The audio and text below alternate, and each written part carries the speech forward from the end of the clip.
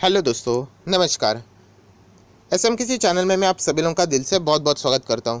दोस्तों, इस वीडियो में हम लोग बात करने वाले एक बहुत ही इंपॉर्टेंट टॉपिक जिससे रिलेटेड कल मैंने आप लोगों को वीडियो में पूछा था, क्या आप इस टॉपिक के ऊपर वीडियो चाहते हो, क्योंकि सैटरडे संडे सीखने का दिन कुछ ना कुछ एक्स्ट्रा मिल जाएगा, बाजार भी क्लोज होता है।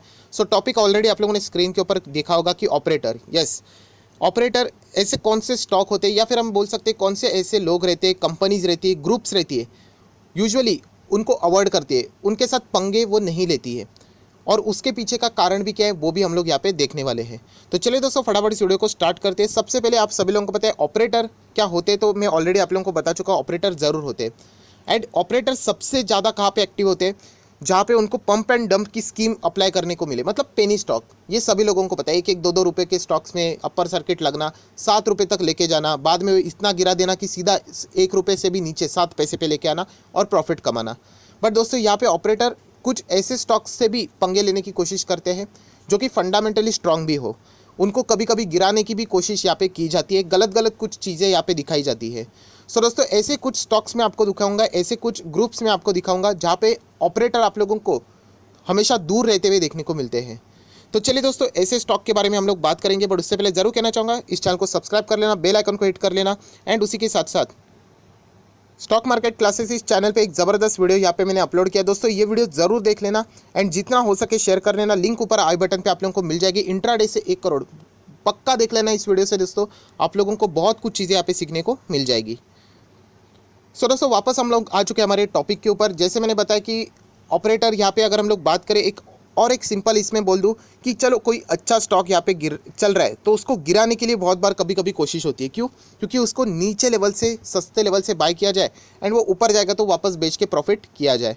सो दोस्तों, आप सभी लोगों को पता है रिटेल इन्वेस्टर का सबसे बड़ा मतलब डर का फैक्टर होता है कि कभी भी शेयर में कोई भी बड़ी गिरावट आती है तो वो हमेशा डर जाते हैं। सो यूजुअली हम लोग क्या करते हैं, जो बियर कार्टेल भी हम लोग बोलते हैं, ऑपरेटर भी उसी इसमें आ जाते हैं, क्योंकि वो मैनिपुलेट करते हैं स्टॉक को, तो वो गिराने की कोशिश करते हैं। तो ऐसे स्टॉक है दोस्तों जो कि मैं आपको दिखाऊंगा जहाँ पे ऑपरेटर यूजुअली उनको ऐसे नेगेटिव चीज़ों से हमेशा अवॉइड कर लेते हैं। मतलब सबसे पहले टाटा ग्रुप। यस दोस्तों, टाटा ग्रुप के अगर आप लोग शेयर देखोगे, आपको मैक्सिममली देखने को मिलेगा कि ऑपरेटर हमेशा दूर रहते हैं। बहुत ही रेयरली आप लोगों को कभी ऐसी चीज़ें देखने को मिलेगी कि टाटा के शेयर्स में आप लोगों को बड़ी गिरावट देखने को मिली है विदाउट एनी रीज़न। तो ये एक सबसे बड़ा मतलब बोलते हैं ना, एक एडवांटेज रहता है। मैं बार बार आप लोगों को क्यों बताता हूँ कि टाटा के शेयर्स आप चाहो तो देख सकते हो, मेरे पोर्टफोलियो में भी टाटा के बहुत अच्छे अच्छे शेयर्स हैं। ये एक बड़ा एडवांटेज मिलता है। एंड ऑपरेटर किससे डरते हैं बताए दोस्तों, जिस कंपनी के पास बहुत ज़्यादा क्या होती है, कैश होती है, बहुत ज़्यादा कैश होती है, कि अगर वो कल शेयर्स को अगर वो गिरा देते हैं, फॉर एग्जांपल बेच बेच के बियर कार्टेल बन के, तो इनके पास इतनी कैश होती है कि वो चाहे तो वो अपने शेयर्स को वापस भी ऊपर लेके जा सकते हैं, अलग अलग तरीके से। अगर लीगल तरीके से लेके जाना है तो वो बायबैक अनाउंस कर देते हैं, और ऐसा हिस्ट्री में भी हो चुका है। सो दोस्तों, टाटा ग्रुप के जो शेयर्स होते हैं उसको हम लोग ज़रूर कह सकते हैं कि बहुत सारे लोग, आप लोगों को पता है टाटा मतलब भरोसा बोला जाता है, राइट। तो टाटा ग्रुप के जितने भी शेयर्स है, बताया जाता है कि ऑपरेटर थोड़ा सा दूरी बना के ही चलते हैं, वहाँ पे पंगे यूजुअली नहीं लेते हैं। उसके बाद अगर हम लोग बात करें HDFC, यस दोस्तों, HDFC बैंक पकड़ लो, HDFC लिमिटेड पकड़ लो, इधर भी अगर आप लोग देखोगे तो आप लोगों को ऑपरेटर है वो हमेशा दूरी बना के रखते हैं, इनके साथ यूजुअली पंगे नहीं लेते। इनके वजह अगर हम लोग देखेंगे तो बहुत ज़्यादा इनके पास भी कैश होता है, फंडामेंटली बहुत ही स्ट्रांग रहते हैं। एंड देखा जाए कि ऑपरेटर ने अगर ये स्टॉक्स गिरा भी दिए तो इसमें इतनी बाइंग आ जाती है, क्योंकि वो स्टॉक्स इतने अट्रैक्टिव नज़र आते हैं, क्योंकि वो गिरते ही नहीं है। इतना कुछ हो जाता है, वो हार्डली गिरेंगे तो 10-15%, क्योंकि उससे नीचे अगर देखते तो ओवरसोल्ड देखने को लग जाता है एंड लोग खरीदना शुरू कर देते हैं। तो इसीलिए HDFC जैसे स्टॉक में भी ऑपरेटर क्या करते हैं, मतलब मैं बियर कार्टेल की यूजुअली बात कर रहा हूँ, जो कि गिरा के पैसा कमाने की कोशिश करते हैं, वो यूजुअली HDFC जैसे ग्रुप, HDFC बैंक को भी क्या करते हैं, अवॉइड करते हैं दोस्तों। उसके बाद अगर हम लोग बात करें बजाज, यस दोस्तों, बजाज की भी अगर हम लोग बात करें तो बजाज में भी हम लोग को अच्छे अच्छे स्टॉक्स देखने को मिलते हैं। वहाँ पे भी हम लोग को ऑपरेटर यूजुअली स्टॉक्स को कम गिराते हुए देखने को मिलते हैं यहाँ पे सर। बट ये बजाज फाइनेंस की अगर हम लोग बात करें, वो तो 5,000 से लगभग 1,700 आया था दोस्तों। वो बात अलग है, वो तो कोविड का टाइम था, कोविड में तो पूरा मार्केट कोलैप्स हुआ था। आपको डिफ्रेंशिएट करना आना चाहिए। अगर मैं बात करूँ टाटा के TCS की भी, तो TCS भी कोविड की वजह से 1,500 तक आया था। वो तो सारे लोगों के साथ हुआ था। HDFC बैंक भी 700 के करीब आया था। वो बात अलग है। मैं यूजुअली नॉर्मल सिचुएशन की बात कर रहा हूँ कि सब कुछ मार्केट नॉर्मल चल रहा है एंड उसको गिराने की कोशिश कर रहे हैं। तो वहाँ पे भी अगर हम लोग देखें तो बजाज जैसे बड़े कंपनीज के साथ, ग्रुप के साथ भी ऑपरेटर यूजुअली पंगे नहीं लेते। बेसिकली मोटा मोटी बोले जाए तो लार्ज कैप जितने भी स्टॉक्स है ना, उससे हमेशा ऑपरेटर दूरी बना के ही रखते हैं। एंड इसीलिए रिटेल इन्वेस्टर हमेशा अगर ऐसे स्टॉक में निवेश करते हैं बड़े अच्छे वाले ग्रुप में, तो उनका पैसा मार्केट जैसे रिस्की एनवायरनमेंट में सुरक्षित भी रह सकता है। उसके बाद अगर हम लोग बात करें इन्फोसिस, यस दोस्तों, इन्फोसिस ये एक ऐसा बेस्ट एग्जांपल है जहाँ पे हम लोग को बहुत सारी चीज़ें देखने को मिलेंगी। इन्फोसिस में आप लोगों को पता है कि कैश इनके पास बहुत ही अच्छा खासा रहता है, इसलिए कंपनी अलग अलग चीज़ें देती है, आप लोगों को बायबैक भी लाती है। बीच में आप लोगों को पता होगा कि इस शेयर को गिराने की कोशिश की गई थी, बट वो कोशिश अलग वे से थी, वो एक्सटर्नल इशू ला के कोशिश की गई थी। मतलब यहाँ पे एक विसल ब्लोअर आ गया था और उसने ये बोल दिया सिक्योरिटी एक्सचेंज कमीशन को, सेबी को, कि यहाँ पे गड़बड़ी चल रही है, कंपनी के सीईओ एंड सीएफओ झूठे नंबर्स दिखा रहे। सो आप सभी लोगों को पता है रिटेल इन्वेस्टर का सबसे बड़ा हथियार उनको यही होता है कि डर। रिटेल इन्वेस्टर का मतलब ऑपरेटर का हथियार होता है कि रिटेल इन्वेस्टर को प्रेशर में लाना है तो डरा दो। तो उनको डरा दिया और स्टॉक सीधा आप लोगों को बताना चाहूँगा 500 रुपये के आसपास, ऑब्वियसली पेंडेमिक भी था, 500 रुपये के करीब इतना स्टॉक को तोड़ दिया, नीचे जा जाके इतना तोड़ दिया एक अच्छा फंडामेंटल स्टॉक को। सो दोस्तों ऐसी चीज़ें यहाँ पे होती रहती है, बट आप लोग देख सकते हैं कि ज़्यादा देर तक वो चीज़ें टिकती नहीं है एंड आज स्टॉक 1100 के करीब है। दोस्तों इसके पहले भी ऐसे हुआ था कि इन्फोसिस के पास देखिए एक एडवांटेज होता है कि कैश, इनके पास कैश बहुत ज़्यादा होती है। एंड बीच में क्या हो गया था, इन्फोसिस के सीईओ के साथ ही झगड़ा हो गया था नारायण मूर्ति का, एंड उन्होंने इस्तीफा दे दिया। एंड वो स्टॉक तभी चल रहा था, ये अभी का प्राइसिंग मत पकड़ लेना, ये तो बोनस देने के बाद का प्राइसिंग बता रहा हूँ। तभी वो स्टॉक चल रहा था 1200, और 1200 के बाद वो स्टॉक लगभग आ चुका था लगभग 800 850 के करीब। इतना इन्फोसिस का स्टॉक क्रैश हुआ था एक ही 2 दिन में। पूरा हम लोगों को लाइव प्रेस कॉन्फ्रेंस भी देखने को मिली थी, विशाल सिक्का ने ली थी।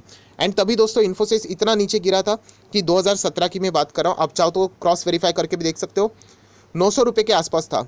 एंड नारायण मूर्ति आ गए एंड उन्होंने बोल दिया हम लोग बायबैक ला रहे 1150 पे, और दोस्तों 25% का प्रीमियम से हम लोग बायबैक दे रहे।